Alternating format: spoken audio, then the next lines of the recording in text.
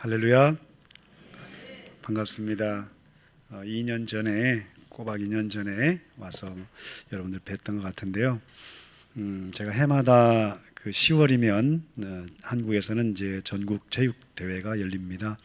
거기 맞춰서 영국에 있는 선수들 모아서 이렇게 출전하느라고 제가 계산해 보니까 18년 전부터 이렇게 쭉 계속 매년 나왔던 것 같아요.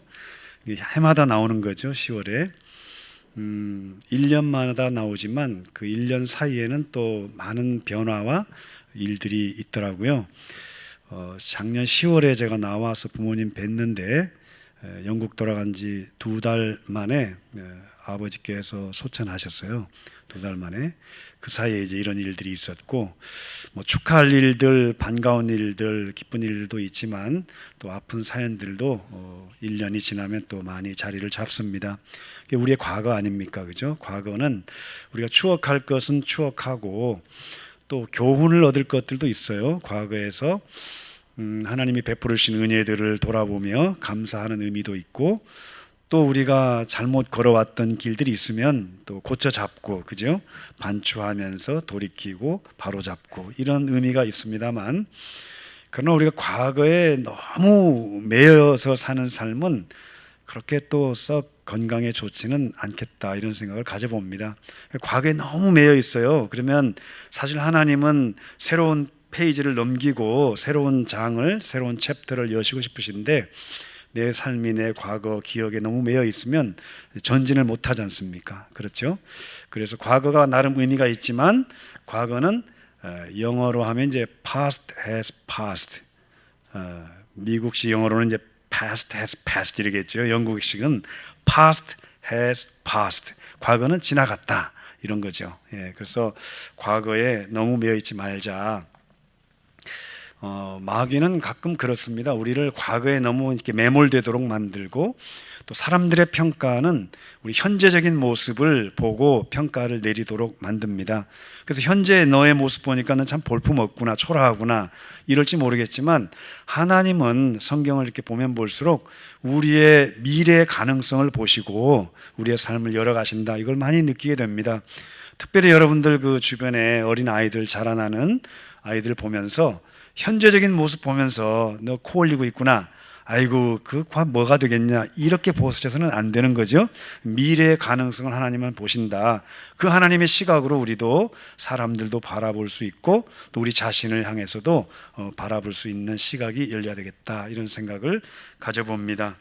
그렇습니다. 오늘 읽은 이 본문 앞쪽에는요, 애굽에서 출애굽한 이스라엘 백성들이 하나님의 초자연적인 능력에 힘입어서 홍해를 육지처럼 건넌 이후에 모세와 미리암과 모세의 선창으로 감사 찬양을 올려드린 내용이 선행에 있습니다.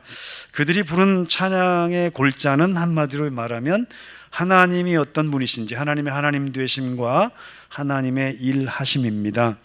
being과 doing이라고 볼 수 있죠. 하나님이 어떤 분이냐, 존재론적으로, 그리고 하나님이 어떤 일을 하셨느냐에 대한 찬양인데, 사실 그 중에서도 우리의 찬양의 초점은 하나님의 하나님 되심에 맞춰줘야 한다, 이런 생각을 가져봅니다. 하나님의 하나님 되심, 물론 하나님의 일하심도 이제 찬양 가사에 반영될 수 있겠죠.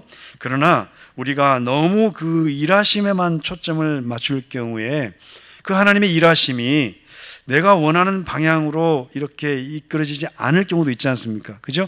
내가 원하는 만큼 그 양이 차지 않을 때가 있어요. 그럴 때는 또 우리 찬양이 식어질 가능성도 우리가 배제할 수 없는 거지 않습니까? 그에 비해서 하나님의 하나님 되심에 대한 찬양은 그 하나님의 존재하심 자체를 찬양하는 거니까, 뭐 나에게 특별한 일이 없을지라도 그냥 하나님이시니까 찬양하는 겁니다. 그렇죠? 우리 아버지니까, 그냥 우리 아버지가 나에게 뭘 해줘서가 아니라 우리 아버지시니까 나는 마음에서 우러나오는 존경을 드리듯이 하나님이시니까 그냥 올려드리는 찬양인 겁니다. 그래서 이 모세와 이 미리암의 찬양을 보면 이게 고루 섞여 있어요. 고루 섞여 있고 우선순위에 있어서도 하나님의 하나님 되심에 대한 찬양이 앞서 있습니다. 오늘 읽지는 않았지만 출애굽기 15장 1절 2절을 보시면 우리 스크린에 나오나요? 우리 모세가 부른 찬양인데요. 보겠습니다. 이때 모세와 이스라엘 자손이 이 노래로 여호와께 노래하니 일러스되 내가 여호와를 찬송하리니 그는 높고 영화로우시며. 여기까지는 하나님 되심에 대한 찬양이죠. 그리고 뒤에는 하나님의 일하심입니다. 말과 그 탄 자를 바다에 던지셨음이로다. 여호와는 나의 힘이요 노래시며 나의 구원이시로다. 그는 나의 하나님이시니 내가 그를 찬송할 것이요 내 아버지의 하나님이시니 내가 그를 높이리로다. 이렇게 찬양을 했습니다. 너무너무 훌륭한 찬양 가사 아닙니까? 그렇죠? 그리고 이제 미리암도 20절, 21절 오늘 목사님께서 읽으셨는데요. 20절, 21절은 같이 한번 읽을까요? 시작. 아론의 누이 선지자 미리암이 손에 소고를 잡음에 모든 여인도 그를 따라 나오며 소고를 잡고 춤추니 미리암이 그들에게 화답하여 이르되 너희는 여호와를 찬송하라. 그는 높고 영화로우시며 말과 그 탄 자를 바다에 던지셨음이로다 하였더라. 아멘. 모세 찬양과 비슷하죠? 그러니까 앞에서는 하나님 자신을 높입니다. 하나님의 영화로우심, 크심 이런 것들을 이제 높이고 동시에 기적적으로 자신들을 홍해를 육지처럼 건너게 해주셨다. 그리고 뒤따라오던 애굽 군사들은, 애굽 병사들은 수장시켜서 정말 그야말로 구원의 은혜를 베풀어 주신 것에 대한 감사의 찬양을 올려드렸습니다. 자, 여기까지는 분위기가 좋습니다. 그렇죠? 축제의 분위기고 마치 찬양제를 지금 열고 있는 듯한 아주 화기애애한 분위기인데 저는 이제 출애굽기 15장이 여기서 끝났더라면 얼마나 좋았을까 나름 생각을 해보지만 오늘 이 본문으로 넘어오면서 21절 이하로 넘어가면서 아주 급전환해요. 분위기가 급전환합니다. 기쁨의 찬양이, 감격의 찬양이 계속 이어지기를 기대했지만 삽시간에 이렇게 좀 암울한 내용으로 급전환해 있어요. 22절 다시 봅니다. 모세가 홍해에서 이스라엘을 인도하매 그들이 나와서 수르 광야로 들어가서 거기서 사흘 길을 걸었으나 뭘 얻지 못했다고요? 물을 얻지 못하고 그랬습니다. 여러분, 이게 무슨 상황입니까? 홍해에서 정말 진하디 진한 하나님의 구원의 은혜를 경험을 했습니다. 그런데 그것으로서 모든 게 상황 종료된 게 아니고요. 그들의 두 발이 어느덧 또다시 황량한 광야 사막 위에 올려져 있는 것입니다. 홍해를 건너자마자 곧바로 약속의 땅 가나안에 입성하는 게 아니고 황량한 광야 사막의 길이 기다리고 있는 거예요. 기다리지 않았으면 하는, 여러분 가끔 그런 경우 있잖아요. 앞에 길을 가다가 좀 얼굴 보고 싶지 않은 사람이 멀리서 오는 게 보이는 거예요. 아, 저 사람 옆길로 샜으면, 지나쳐갔으면 싶은데 하필 또 나를 기다리고 있는 거예요. 인사하려고. 그런 경우처럼 사막이라는 게 떡하니 이스라엘 백성들을 기다리고 있습니다. 사막의 특징이 뭡니까? 여러분, 정말 사막은 생명력이 없는 곳 아닙니까? 특별히 물이 없기 때문에 생명체가 살기 굉장히 어려운 환경입니다. 이스라엘 백성들이 그 현실에 들어가고 말았습니다. 정말 지독한 갈증과 싸워야만 하는 상황에 들어갔어요. 홍해도 육지처럼 건넌 마당에 그 깔끔 물 좀 없다고 이게 큰 문제겠나, 이런 분 계시나요? 만약에 우리 중에 한 분이 그 상황에 들어가 있다, 한번 상상을 해보십시오. 그렇게 쉽게 말할 수 없는 상황이죠. 올여름 한국 굉장히 더웠다고 하더군요. 그래서 이제 영국에서 한국 방문하고 오신 분들이 아이들이 방학을 해야 한국 오니까 이제 여름 방학 때 많이 왔다 가요. 근데 다녀오신 분들 이구동성으로 여름에는 한국 가는 게 아닌 것 같아요, 이러더라고요. 저는 잘 모르겠지만 조금 제가 좀 느낀 게 뭐냐면 전국체전하는 지난주까지도 덥더라고요. 굉장히 더웠어요. 그래서 에어컨 없이는 좀 지나기 어려울 정도로 굉장히 더웠는데, 여러분 만약에 마실 물마저 없다, 그 온도는 굉장히 높은데 물마저 없다, 그러면 여러분들 중에 그래도 우리가 크리스찬인데, 하나님의 은혜로 살아가는 우리들인데, 예수님은 십자가에 막 못 박혀서 온몸에 물가피 다 쏟으시면서 내가 목마르다 하시면서도 끝까지 견디셨는데 우리가 그거 못 견디냐, 뭐 이렇게 여러분들 신앙적으로 표현하실 분 계실까요? 예, 계실 수 있다면, 그런 분이 계시다면 참 뛰어난 믿음이실 텐데 여러분들 하루도 잘 견디기 어렵지 않을까 이런 생각을 또 가져봅니다. 그에 비하면 이스라엘 백성들은 꽤 많이 참았던 것 같아요. 사흘기를 물을 못 마셨음에도 특별히 뭐 불평했다, 원망했다 이런 기록이 없는 것을 보면 그렇죠. 그러다가 23절로 넘어갑니다. 어떤 일이 가세하죠? 마라에 이르렀더니 그곳 물이 써서 마시지 못하였으므로 그 이름을 마라라 하였더라 그랬습니다. 여러분, 3일간 물이 없어서 갈증이 최고조에 달한 상태에서 간신히 어떤 지역에, 마라라는 지역에 당도를 했는데 물이 있어요. 물이 있기는 있는데 물이 써서 마시지 못할 상황이다. 여러분, 이때 여러분 이 이스라엘 백성들이 나오는 반응이 뭐였을까요? 자연스럽죠. 24절에 백성이 모세에게 원망하여 이르되 우리가 무엇을 마실까 였습니다. 이스라엘 백성들 입에서 원망이 다시 나오고 있습니다. 불평의 단어가 쏟아져 나오고 있어요. 그 전에 그들에게서 이 원망이 아주 극대화되어서 터뜨려졌던 때가 언제일까요? 시계를 조금만 거꾸로 돌려보면 홍해 앞에 직면했을 때 그랬습니다.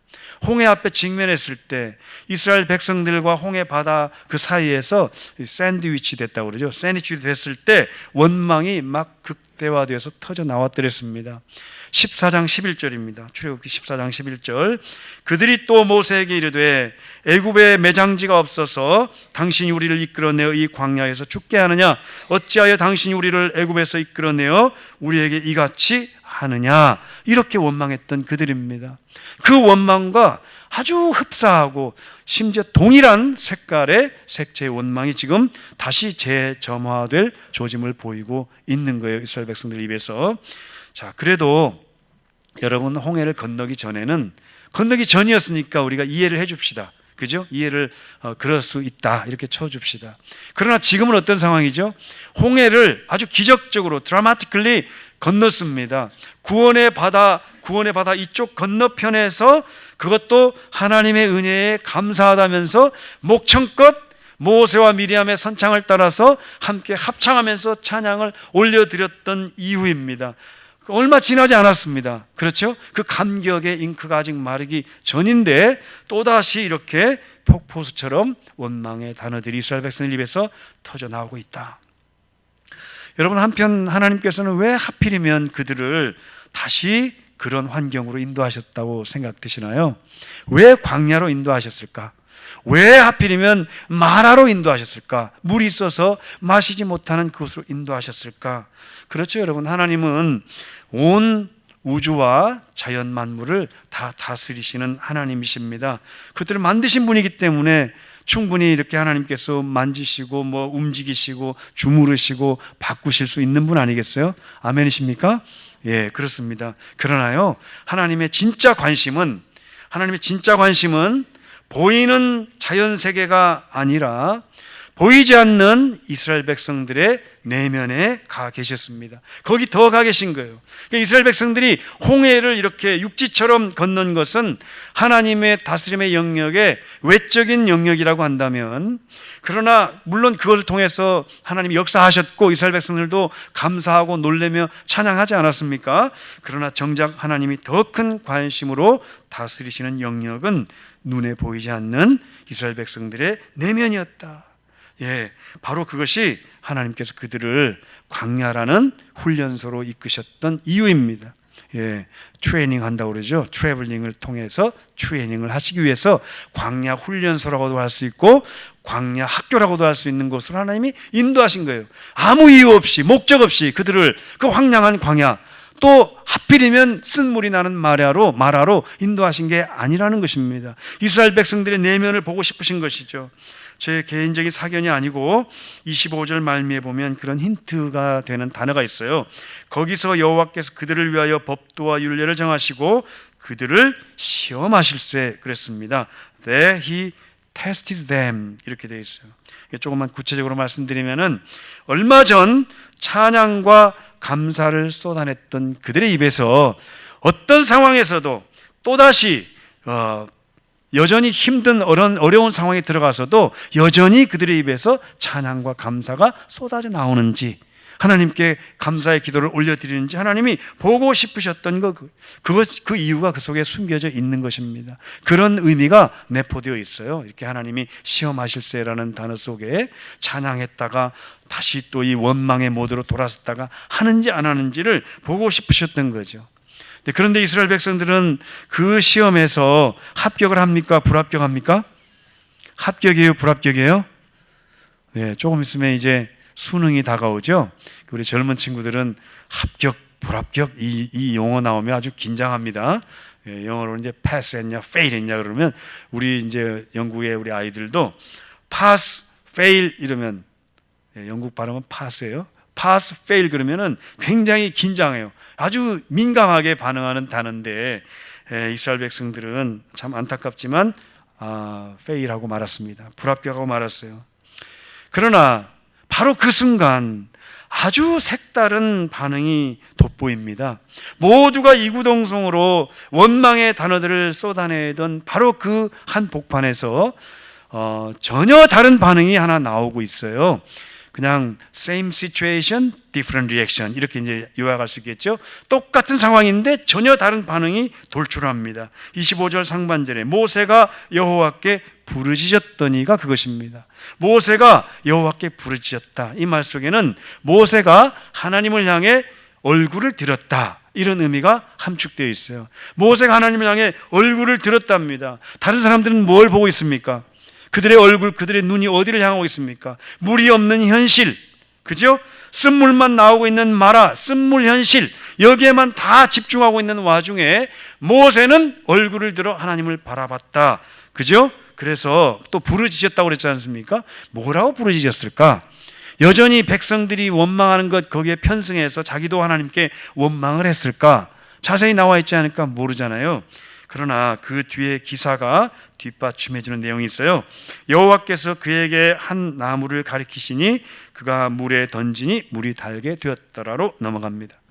모세가 하나님이 지시하신, 하나님이 보여주신 나무 피스를 쓴 물에 던졌더니 쓴 물이 단물로 변했다. 이게 뭘 의미할까요? 그 앞에 모세가 하나님께 부르짖었다는 것이 그거에 대한 응답이라고 친다면 그 모세의 부르짖음이 원망의 내용은 아니었겠구나, 그죠? 하나님을 향해서 얼굴을 들었다는 뜻에서도 우리가 의미를 뽑아올 수 있듯이 정말 하나님께 진실한 마음으로, 간절한 마음으로 하나님의 일하심에 대한 하나님의 도우심을 구하는 기도가 아니었겠는가, 그죠? 아울러 그렇게 마실 수 없었던 쓴물이 단물로 변했다는 것, 다시 한번 이 자연계를 주관하시는 하나님의 능력이 아닐 수 없습니다. 그렇죠? 모든 자연계를 주관하시는 하나님의 능력이다, 이렇게 우리가 정리할 수 있겠지만, 그러나 이 순간에도 역시 하나님이 진정으로 보여주고 싶으셨던 것은 이스라엘 백성들의 내면의 마음을 만지시고 움직이시고 다스리시고 고치시는 하나님이심을 알리려는 데 있지 않았겠습니까? 할렐루야. 하나님이 그런 하나님이신 것입니다. 그래서 26절 끝부분에서 하나님이 친히 그렇게 밝혀주셔요. I am the Lord who heals you, 이렇게 말씀합니다. 나는 너희를 치료하는 하나님이라. 할렐루야. 나는 너희를 치료하는 하나님이다. 이 의미를 담은 하나님의 이름이 있죠. 뭔지 아세요? 여호와 라파라는 이름입니다. 여호와 니시, 이건 이제 여호와는 나의 승리의 하나님이라는 뜻이고 깃발이라는 뜻이고, 여호와 라파, 나는 너희를 치료하는 하나님이다. 네, 더 나아가서 하나님이 특별히 이 모세의 나뭇가지를 이용해서 쓴 물을 단물로 고치신 사건은요, 장차 오실 메시아께서 십자가 나무에 돌아가심으로써 우리를 고치실 것을 예표했다, 이렇게 봐도 무난할 것 같아요. 그렇죠? 이 세상을 우리가 바라보는 관점을 고치실 것이다. 내가 너희들의 심령을 고칠 것이다. 너희들의 인격, 성격을 고칠 것이다. 너희들의 삶 전체를 고칠 것이다. 예? 너 자신을 바라보는 관점도 내가 고칠 것이다. 너의 영혼을 고칠 것이다. 계속 아멘 나올 때까지 할까요? 너희들의 전생애를 고칠 것이다. 할렐루야. 예. 미천 다 떨어져 가는데, 예. 우리의 무엇보다 우리 영혼을 고치실 것이다. 나는 너희를 치료하는 하나님이라. 이런 의미가 그 속에 담겨져 있습니다. 모세의 그 나뭇가지를 통해서 쓴물을 단물로 고치신 사건이 장차 오실 메시아께서 그렇게 우리를 고치실 것을 예표하는 상징에 속한다는 거죠. 이스라엘 백성들이 이 사실을 알았더라면 이후에 비록 다시 광야 위에 두 발 올려놓고서 또다시 물을 찾지 못해서 허덕이는 그 상황에 직면할지라도 그들의 눈과 입과 이 마음만큼은 어떤 상황에도 변함없이 그들을 향해서 지켜보고 계시는 하나님을 향해서 초점이 맞춰졌어야만 하지 않겠는가. 그렇죠? 그들의 입은 여전히 하나님을 향해서 찬양을 올려드리고 그들의 눈은 여전히 하나님만을 바라보고 그들의 마음은 하나님을 향해서 집중하면서 그렇게 했어야만 하지 않았겠는가. 현실을 보면서 물이 생기면 감사했다가 없어지면 원망했다가 아니나 다를까 조금 가다 보면 또 배가 고프거든요. 배가 고프면 또 먹을 게 없다고 원망했다가 애굽에서 있을 때는 고기 맛있었는데 와, 이 고기가 없노 이러면서 또 원망했다가 만나를 내려주시면 이것이 무엇이냐 놀래가지고 또 감사의 모드로 돌아섰다가 계속 이게 반복을 하거든요. 그 제대로 하나님의 하나님 되심을 알지 못해서 그런 거죠. 그렇습니다. 그들이 마라에서 어느 쪽이 제 물인가요?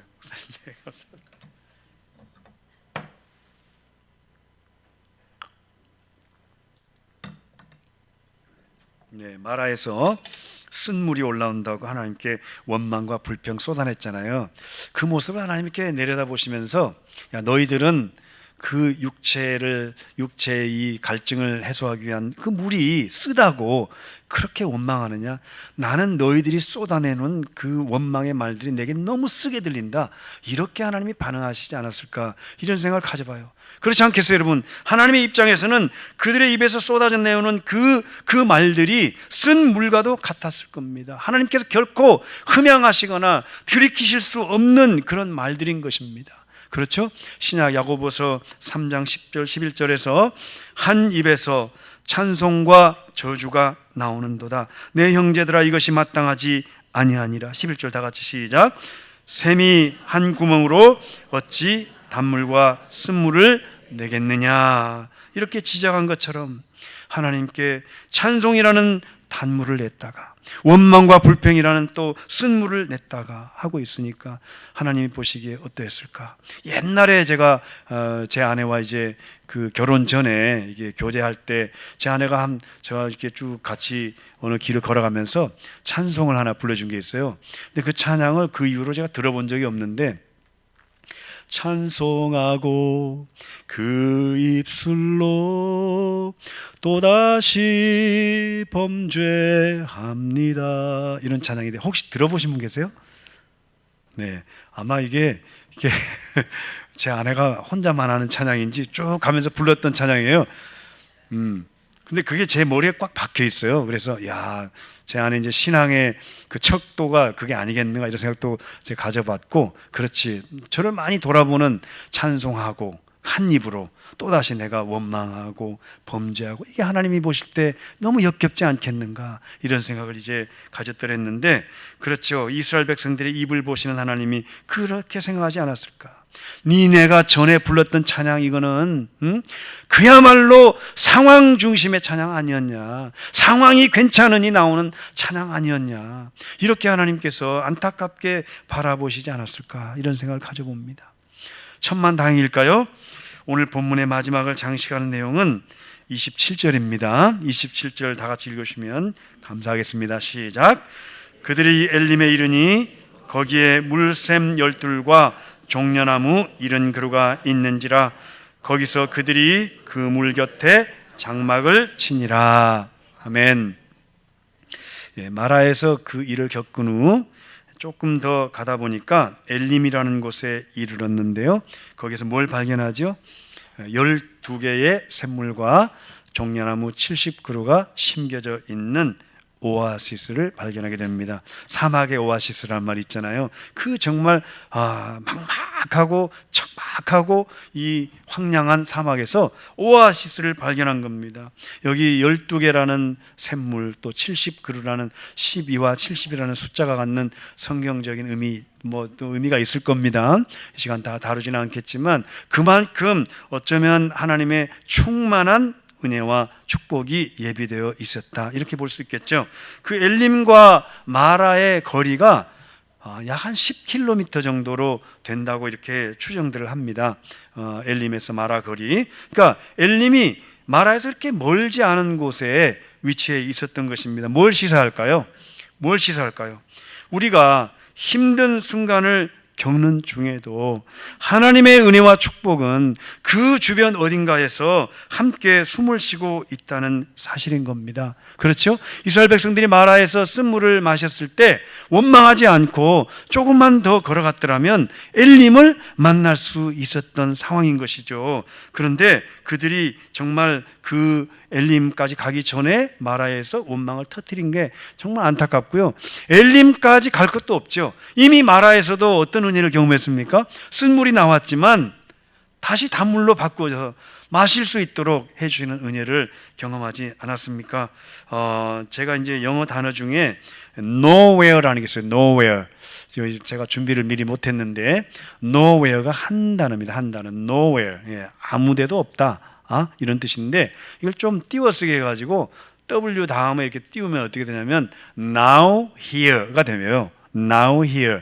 nowhere는 정말 아무리 둘러봐도 없는데 now here는 여기 지금 이라는 뜻이잖아요. 그죠? 하나님의 은혜가 우리의 육안으로 봤을 때 때로는 뭔가 이제 가려져 있는, 커튼에 가려져 있는 것 같아서 아무리 둘러봐도 없어요. 보이지 않아요. 그러나 now here, 그 순간에도 하나님의 은혜는 함께하고 있다는 사실. 그렇죠? 하박국 선지자가 밖에 나가서 둘러봤습니다. 무화과 나무 잎도 마르고 포도나무에 소출도 없고 아무것도 없어요. 집안에 들어오니까 집안에도 먹을 게 없습니다. 없지만 뭐가 있어요? 그러나 나는 여호와로 인하여 즐거워하리로다, 이런 찬양 고백하지 않습니까? 그건 것이죠. nowhere 같지만 now here, 하나님의 축복은 멀지 않은 곳에. 우리도 마찬가지입니다. 어떤 힘든 일을 만났을 때 만약에 그것이 하나님이 주시는 테스트다, 하나님이 주시는 나를 훈련하기 위한 트라이얼 중에 속하는 것이라면 그 힘든 상황에도 축복은 그리 멀지 않은 곳에 함께 숨을 쉬고 있다는 사실을 기억하시기 바랍니다. 정수기 중에 이제 엘림 정수기라는 게 있는데 한국에도 있나요? 한국에는 없어요? 제가 잘 아는 그 영국에 사업하시는 분이 정수기 사업을 하는데 엘림 정수기라고 이름을 붙였어요. 그래서 제가 참 이 명칭을 잘 붙였다. 엘림 정수기. 근데 만약에 마라 정수기라고 붙였으면 말아먹지 않았을까, 이런 생각을 이제 가져봅니다. 이런 개그는 이제 제 아내는 하지 말라고, 참 저만 보면 오늘 같이 안 와서 얼마나 다행인지 몰라요.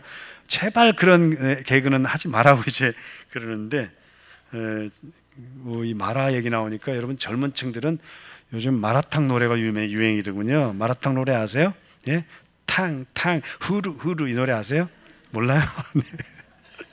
탕탕탕 후루루루루 이런 노래가 있더군요. 네. 기억하시라고 여러분. 마라에도 하나님의 축복은 함께하고 있었다는 사실인 겁니다.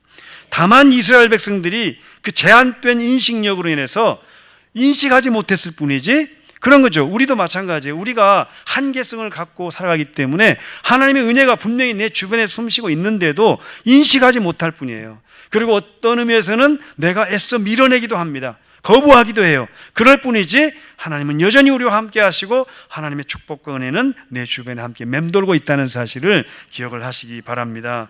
네, 우리가 코로나라는 홍해를 건넜지 않습니까? 오늘 예배 직전에도 목사님과 잠깐 우리가 대화를 나눴는데요.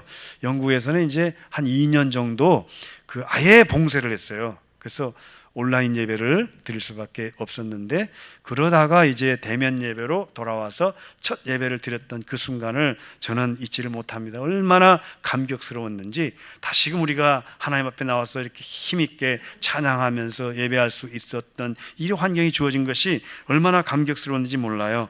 그 찬양이 그런데 어디에 기인해서 흘러나와야 하는가?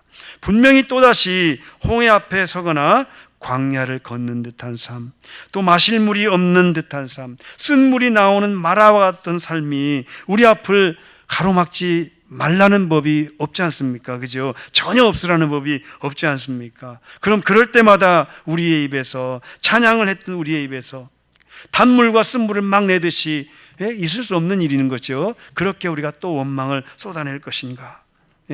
그런 건 안 되겠다. 그런 상황 중심의 찬양, 감정선을 따라서 뜨겁게 달궈졌다가 식었다가를 반복한 우리의 찬양과 기도, 이런 단계에서는 이제 벗어날 때도 되지 않았나, 이런 생각을 하고, 저를 포함해서 저와 여러분 모두 벗어나기를 간절히 바랍니다. 오직 하나님 중심의 찬양과 기도로. 그래서 마라에서든 엘림에서든, 아닙니다, 오늘 설교 제목 뭐였죠? 마라에서도, 그리고 엘림에서도 하나님을 향한 찬양과 감사가 멈추지 않는 저와 여러분들의 입술이 되기를 주님의 이름으로 간절히 축원합니다. 아멘. 같이 기도하겠습니다. 누구든지 목마르거든 내게로 와서 마시라. 나를 믿는 자는 성경의 이름과 같이 그 배에서 생수의 강이 흘러나오리라. 하나님께서 우리를 훈련하시며 또 시험하시려고 이따금씩 갈증의 순간에 들어가게 하실 때 우리가 그 훈련 잘 받아서 하나님께 정금과도 같은 믿음을 보여드리길 원합니다. 특별히 어려운 상황으로 인해 상처를 받은 지체가 있다면, 또는 육신의 연약함으로 하나님의 세밀한 치료의 손길을 구하는 성도들, 복잡한 난관이나 경제적인 어려움 가운데 있는 지체들, 또 직장과 사업과 진로로 고민하는 지체들, 시험을 앞두고 여러 가지 일로 인해서 힘쓰며 참 노력한 우리 학생들, 인간관계에서 마음의 상처를 입어서 괴로워하는 자들, 모두 그 마음과 눈을 열어서 우리의 영원한 생수 되시는 주님께 초점을 맞춤으로 새 힘과 에너지를 입는 저희 모두 될 수 있도록 은혜를 베풀어 주시옵소서. 살아계신 우리 구주 예수님의 이름으로 간절히 기도 올려드렸습니다. 아멘.